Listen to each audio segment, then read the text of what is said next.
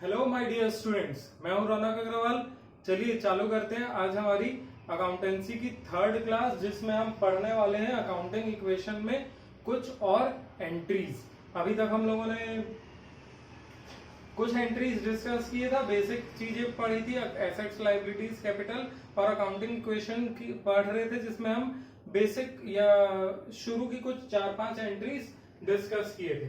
चलिए, तो accounting equation जब भी बनाएंगे तो सबसे पहली चीज हमेशा यही लिखेंगे ऊपर में, assets is equals to liabilities plus capital. Abbreviation नहीं लिखेंगे, शॉर्टकट नहीं लिखेंगे, कंप्लीटली लिखेंगे assets is equals to liabilities plus capital. मतलब ये तो खून में समा जाना चाहिए, एसेट्स इज इक्वल्स टू तुरंत लायबिलिटीज प्लस कैपिटल। ठीक है, एक पर्टिकुलर उसका कॉलम बनेगा, जो ऑफ कोर्स मैं अभी नहीं बना रहा हूँ, लैक ऑफ स्पेस है ना। चलिए, अब अपन लोग एसेट्स, लायबिलिटीज और कैपिटल के अंदर में क्या क्या चीजें आती हैं वो हमको पता है। ठीक है, हम लोगों ने उस दिन देखा था कि बिजनेस चालू हुआ, कैपिटल लगाए तो क्या होगा, फर्नीचर परचेज किए, स्टॉक परचेज किए, स्टॉक उधारी में परचेज किए तो क्या होगा। ठीक है, आज हम अभी स्टार्ट करते हैं पहली एंट्री, स्टॉक। अगर हम चलिए आज एक पहला एंट्री कर लेते हैं, बिजनेस स्टार्टेड विद कैश। तो अपने को मिल गया कैश और कैपिटल, है ना। Business started with cash, cash और कैपिटल। बिजनेस स्टार्ट किए 1 लाख रुपए लगा के, तो बिजनेस में 1 लाख रुपए आ गया तो 1 लाख लिख दिए। और 1 लाख रुपए क्यों लगाए हैं, फॉर कैपिटल, तो कैपिटल में भी आ गया 1 लाख रुपए। अब हम दूसरी एंट्री लेते हैं सीधा, स्टॉक इस बार खरीद रहे हैं। ठीक है, सामान तो खरीदना पड़ेगा, तो स्टॉक खरीदते हैं अपन 20,000 रुपए का नगद में। स्टॉक नगद में 20,000 का खरीदे, we have purchased cash stock for cash. ठीक है, तो स्टॉक जितने का आया स्टॉक ऐड हो जाएगा 20,000, और जितना स्टॉक आया उतना पैसा दिए तो कैश कम हुआ। ठीक है, कैश कम हुआ तो कैश से माइनस 20,000। इसके बाद हम एक न्यू इक्वेशन बना देंगे। न्यू इक्वेशन बनाएंगे तो स्टॉक 20,000 का था, प्लस कैश बचा 80,000 रुपए, कैपिटल के बराबर पहुंच गए हम 1 लाख रुपए। ठीक है, अब आज का पहला एंट्री जो हमें समझना है, ये तो हम पिछले क्लास में भी समझे थे ये वाली एंट्री। अब हम स्टॉक को पिछले बार देखे थे कि स्टॉक को उधारी में बेच रहे हैं, अब हम उधारी में पिछले बार देखे थे कि स्टॉक को उधारी में खरीदे, अब हम स्टॉक को उधारी में बेचेंगे। क्या करेंगे, उधारी में बेचेंगे। ठीक है, तो स्टॉक को उधारी में बेचे, 10,000 sold, stock of 10,000 on credit. ठीक है, तो लेस हो जाएगा, स्टॉक बिक गया 10,000 का, क्रेडिट में बिका है तो पैसा आएगा क्या, नहीं आएगा। तो सर कैश में कुछ नहीं आएगा, शानदार, समझदार है आप। पर जब हम उधारी में बेचे तो कहीं तो आना चाहिए। हाँ सर बिल्कुल आएगा। कहाँ आएगा सर, जैसे स्टॉक को उधारी में खरीदे थे ना, तो क्रेडिटर का एक कॉलम बनाए थे। स्टॉक को उधारी में खरीदे थे तो क्रेडिटर का एक कॉलम बनाए थे। तो अब स्टॉक को उधारी में बेच रहे हैं, तो बेचते हैं तो क्या क्रेडिटर में आएगा, नहीं। जिसको बेचते हैं उधारी में वो क्रेडिटर, जिसको खरीदते हैं उधारी में वो क्रेडिटर, और जिसको बेचते हैं उधारी में वो डेटर। तो अभी अगला कॉलम कौन सा बनेगा, डेटर। कितने का बेचे, 10,000 रुपीज का। ठीक है, ये बन जाएगा हमारा कॉलम 10,000 डेटर हो गया। स्टॉक कितना बचा, 20,000 में से 10 का बिक गया तो स्टॉक बचा 10,000, कैश है 80,000, कैपिटल है 1 लाख रुपए। ठीक है, अब मान लेते हैं ये डेटर 10,000 रुपए में से 6,000 रुपए दे दिया। कितना रुपए दे दिया, 6,000 रुपए। He has paid 6,000 rupees out of 10,000 which he was supposed to pay। 10,000 रुपए उसको देना था, उसने दिया 6,000 रुपीज। तो क्या होगा सर, 6,000 रुपीज दिया तो पहले 10,000 रुपए उससे लेना था, हाँ, उसमें से 6 मिल गया, तो अब कितना लेना बचा, 4,000। तो 6,000 क्या कर दिए हम, कम कर दिए, बिकॉज मिल गया।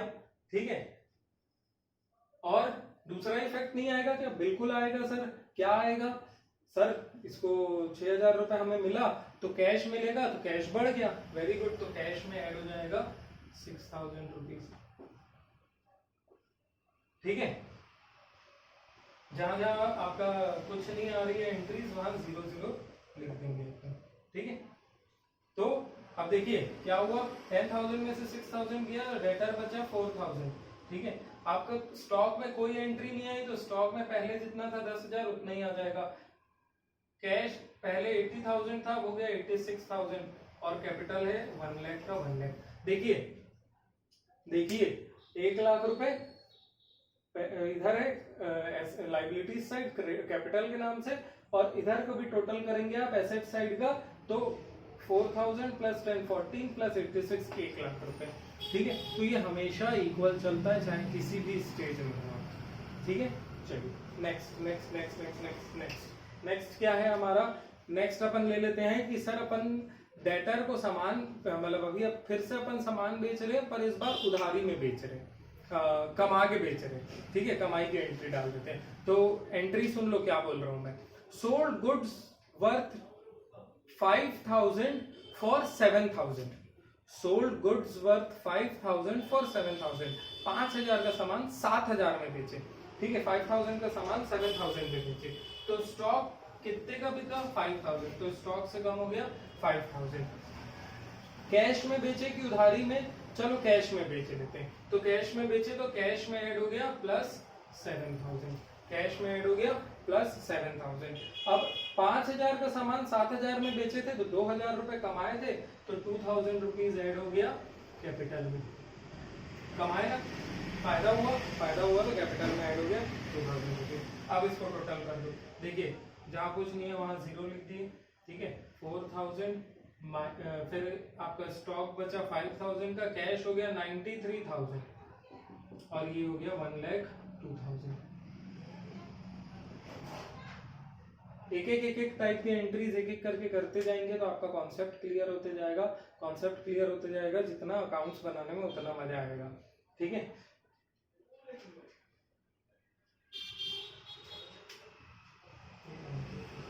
चलिए अब मान लेते हैं ये जिससे 4,000 लेना था वो कहीं भग गए। ठीक है, पर जाते जाते दिल साफ था बंदे का, बोला भाई देख मेरे पास ना 3,000 रुपए है, तेरे को 4 देना था, मैं 3,000 दे सकता हूँ तेरे को। भाई अंधे मामा से काना मामा, something is better than nothing. So something हम ले लिए। ठीक है, तो कितना ले लिए उससे 3,000 रुपीज। कितना कैश मिला 3,000 रुपीज, कैश में प्लस हो गया 3,000 क्योंकि उतना रुपए हमको मिल गया उससे, 3,000 रुपीज हमको मिल गया। ठीक है, और उसके अलावा वो बंदा बोला भाई मैं बाकी पैसा तेरे को नहीं दे सकता, मैं भाग रहा हूँ सब घर परिवार छोड़ के, अपना प्रॉपर्टी छोड़ के या खत्म करके बेच के, मेरे पास 4,000 को देने के लिए तेरे लिए सिर्फ 3,000 है, 1,000 तेरा गया। ठीक है, या वो कुछ भी नहीं बोला तो हम मान लिए वो नहीं देगा। ठीक है, तो कैश तो मिला 3,000, तो 93,000 में 3,000 मिल गया तो हो गया कैश 96,000। और डेटर जिससे 4,000 लेना था उससे 3 मिल गया, 3 तो मिल गया, माइनस कर दिए 3,000। अब बच रहा है 1,000, वो 1,000 देगा क्या? नहीं, वो तो बता के जा रहा है मैं नहीं दूंगा। वो नहीं भी बताता तो भी हम ये मान रहे थे कि वो नहीं दे रहा है। ठीक है, आपको दिया रहेगा received 3,000 rupees from the debtor against 4,000 in full settlement. Full settlement मतलब हिसाब बराबर। ठीक है, अब इतना ही मिलेगा आपको, बाकी आपका नुकसान। ठीक है, तो डेटर तो खत्म हो गया, डेटर का मतलब हमारा अकाउंट खत्म हो गया। ठीक है, तो हम 3,000 की जगह माइनस कर देंगे पूरा वैल्यू, दैट इज 4,000 रुपीज। क्यों? क्योंकि 3,000 मिल गया और बाकी 1,000 हमें मिलने से रहा। ठीक है, इसीलिए हम डेटर का हिसाब क्या इसका अकाउंट को क्लोज करेंगे ना, जब तक 1,000 दिखते रहेगा रोज दर्द होगा यहाँ, अरे यार वो 1,000 नहीं दिया, 1,000 नहीं दिया, तो छोड़ भगा, डूब गया तो डूब गया, बिजनेस में होता है। ठीक है, तो 4,000 में से 3,000 मिल गया, 1,000 डूब गया, टोटल पूरा 4,000 माइनस कर दिए। ठीक है, मैं बोला था हर ट्रांजेक्शन का 2 इफेक्ट होगा, हो गया 2 effect, plus 5,000 plus 96,000 equals to. लेकिन कोई एक चीज ध्यान दिया कि नहीं दिया अभी तक? कोई एक चीज ध्यान दिया कि नहीं दिया? ये इक्वेशन बैलेंस्ड नहीं है। मैं बोला था शुरू में ही कि हर समय ये इक्वेशन बैलेंस्ड रहेगा, हर समय, कभी भी ऐसा नहीं होगा कि इक्वेशन बैलेंस्ड ना हो। ठीक है, पर यहाँ पे क्या ये बैलेंस्ड है? -4,000 प्लस 3,000, 1,000 रुपीज माइनस में एसेट साइड दिख रहा है। तो क्या ये इक्वेशन बैलेंस्ड है? इसका आंसर बैलेंस्ड आएगा क्या? नहीं आएगा, ऑब्वियस सी बात है। तो ठीक है, अब क्या करेंगे? चलिए देखते हैं। 4000 प्लस 0 प्लस 3 माइनस 4000 प्लस 3000 मतलब माइनस 1000 है। ठीक है, और देखिए हुआ क्या, 4000 रुपए जिससे लेना था वो 3000 रुपए दिया, यानी 1000 रुपए का क्या हुआ? नुकसान हुआ। नुकसान जो हुआ that will be deducted from capital. क्यों? क्योंकि आप याद होगा आपको, ये फायदा हुआ था तो हम 2000 रुपए ऐड किए थे। तो फायदा जब कैपिटल में प्लस हो रहा है तो नुकसान भी कैपिटल में क्या हो जाएगा? माइनस। माइनस 1000 कर देंगे कैपिटल से, तो ये आ जाएगा 1,01,000। अब आप देखेंगे तो ये इक्वेशन भी बैलेंस्ड है और न्यू इक्वेशन भी बैलेंस्ड है। 1,02,000 में से 1,00,000 रुपीज क्यों, 1,000 रुपीज क्यों माइनस किए? क्योंकि ये इररिकवरेबल एक्सपेंस है या नुकसान है। ठीक है, बाकी जैसे फर्नीचर खरीदे, स्टॉक खरीदे तो ये रिकवरेबल है, इसका पैसा हमको मिल जाएगा। ठीक है, तो इसीलिए उस समय हम कैपिटल से माइनस नहीं करते, ये ऐसा खर्चा है जो अब पैसा बिजनेस से बाहर चला गया, इसलिए उसको कैपिटल से माइनस कर रहे हैं। ठीक है, एक लास्ट एंट्री और कर लेते हैं स्टॉक से रिलेटेड।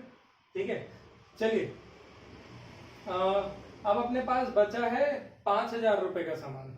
ठीक है, अब इस बार अपन बेचते हैं 4,000 रुपीज का सामान। कितने का सामान बेच रहे हैं? 4,000 रुपीज का। एंट्री जो बोल रहा हूं उसको लिख लो। ठीक है, उसको लिख लो तब आपको समझ में आएगा स्टेप बाय स्टेप हम कर क्या रहे हैं। ठीक है, sold goods worth 4,000, sold goods worth 4,000 at 25% profit, at 25% profit on cost, at 25% profit on cost, and 40% of the amount was received in cash, and 40% of the amount was received in cash, 40% of the amount was received in cash। चलिए, तो क्या कर रहे हैं हम? सामान बेच रहे हैं 4,000 रुपीज का, 5,000 का था माइनस 4,000 हो गया। क्लियर है? Goods worth 4,000 rupees was sold at a profit of 25% on cost. Cost 4,000 था, उसका 25% प्रॉफिट यानी 1,000 रुपीज का प्रॉफिट। तो profit will be added again to capital. Capital में ऐड कर देंगे प्रॉफिट को। क्या करेंगे? कैपिटल में ऐड करेंगे ना? हाँ बोलिए हाँ। ठीक है, कैपिटल में ऐड कर देंगे प्रॉफिट को। Goods worth 4,000 rupees was sold at a profit of 25% on cost। 4,000 का सामान बिका 25% के प्रॉफिट में, यानी हम कितने में बेचे सर? 4,000 कॉस्ट प्राइस था, 1,000 रुपीज प्रॉफिट था, तो सेलिंग प्राइस हुआ 5,000। वेरी गुड, सेलिंग प्राइस हुआ 5,000, सामान बेचे 5,000 रुपीज में हम। ठीक है, उसमें बोला है 40% of the amount was received in cash, 40% of the amount was received in cash. तो बेचे कितने में? 5,000 में। अगला आपको 5,000 का 40% कैश दे दिया, 5,000 का 40% यानी 2,000 रुपीज सर। वेरी गुड, तो that 2,000 rupees you have received in cash, तो 2,000 रुपए का कैश बढ़ गया, कैश मिल गया ना, कैश मिल गया। Stock was stock sold was worth 4,000 which was sold at a profit of 25% means at 1,000 profit, profit capital में ऐड हो गया। the total amount was 5,000 which you have sold goods, so you have sold at 5,000, 5,000 का 40% you have received in cash, तो cash में add हो गया 2,000 रुपए। And the difference amount 5,000 में से 2,000 मिला, 3,000 देना बाकी है, तो वो 3,000 फिर से हमारा क्या हो गया? Debtor plus 3,000 rupees. देखिए मैं आपको बोला था कि हर ट्रांजेक्शन का 2 एंट्री होगा, कम से कम 2 एंट्री होगा। यहाँ पे कितना हो गया? 2 से ज्यादा। ठीक है, एक्चुअली इसको ट्रांजेक्शन्स को तोड़ोगे तो हर ट्रांजेक्शन का 2 ही एंट्री हो रहा है। ठीक है, पर ये बहुत सारे मतलब समझ लीजिए 2 या 3 ट्रांजेक्शन को आपको मिक्स करके दिया गया है इसको। ठीक है, और ये ऐसे ही आएगा, ये ऐसे ही आएगा, इसमें और हम और वेरिएशंस आगे पढ़ेंगे। ठीक है, तो आई थिंक ये क्लियर है आप लोगों को। एक बार लास्ट एंट्री फिर से समझा देता हूँ। गुड्स वर्थ 4,000 रुपीज, स्टॉक बिका 4,000 रुपए का, वॉज इसलिए 4,000 माइनस हो गया, was sold at a profit of 25% on cost, तो 25% इसका प्रॉफिट हुआ तो वो कैपिटल में ऐड हो गया 1,000 रुपीज, यानी टोटल सेलिंग प्राइस हो गई 5000 rupees, 40% of the amount was received in cash, तो 5000 का 40% it means 2000 rupees you have received in cash, वो कैश में ऐड हो गया, and the remaining 3000 rupees are your still your debtors. ठीक है, फिर से न्यू इक्वेशन बना देंगे, फिर न्यू इक्वेशन बनाएंगे 3000 rupees plus 1000 rupees plus 98,000 rupees is equals to 1,02,000 rupees. ठीक है, so this is your accounting equation. हम ऐसे ही एक एक दो टॉपिक्स डिस्कस करते जाएंगे। पढ़ाई करना स्टार्ट कर दीजिए। ठीक है, this is your crucial time. अभी अपन पढ़ना चालू करते हैं तो हम बहुत अच्छे से कोर्स को कवर कर सकते हैं। ठीक है, so study well, study hard, stay at home, be safe. Thank you.